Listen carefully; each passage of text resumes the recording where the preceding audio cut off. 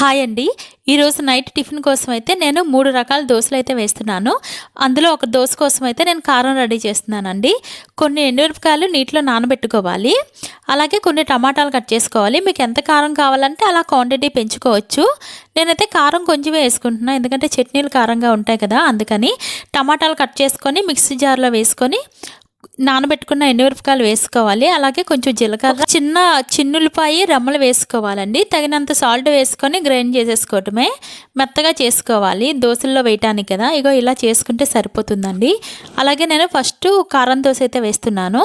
Plain dosa ఇలా వేసేసుకొని తర్వాత దాని నిండా కారం వేసుకోవాలండి. ఇప్పుడు మనం గ్రైండ్ చేసుకున్నాం కదా, అది దోశ అంతా అప్లై చేయాలి. దోశ అంతా అప్లై చేశాక ఒక స్పూన్ ఆయిల్ వేసుకొని అట్టు తిరగేయకుండా ఇలాగే సిమ్లో పెట్టి కాల్చుకుంటే చాలా బాగుంటుందండి. నెయ్యి ఇష్టపడే వాళ్ళు నెయ్యి వేసి కాల్చుకుంటే ఇంకా టేస్ట్గా ఉంటుంది కారం దోశ. నేనైతే ఆయిల్ వేసే కాలుస్తున్నాను ఈ దోశని. ఈ దోశ అయితే వేసానండి. ఇప్పుడు ప్లెయిన్ దోశ వేస్తున్నాను. ఈరోజు శనివారం కదా, 3 వెరైటీస్ దోశలు అయితే వేసాను. ప్లెయిన్ దోశ వేసేసాను. ఇప్పుడు ఆనియన్ దోశ వేస్తున్నాను. ఆనియన్ దోశకి ఏంటంటే కొంచెం దిబ్బగా వేసుకుంటే బాగుంటుంది, అడ్డు మరీ పలచగా వేసుకుంటే హోటల్లా ఉండిద్ది.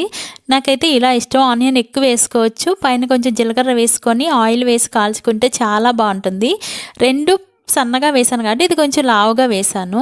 దోశలు 3 రకాలు చేశాను కాబట్టి చట్నీలు మినిమం 2 రకాలైనా ఉండాలి కదా. నేనైతే పలుకుల చట్నీ చేశాను, అలాగే టమాటా చట్నీ కూడా కొంచెం చేశాను. చాలా బాగున్నాయి 2 రకాల చట్నీలతో ఈ దోశలు అయితే.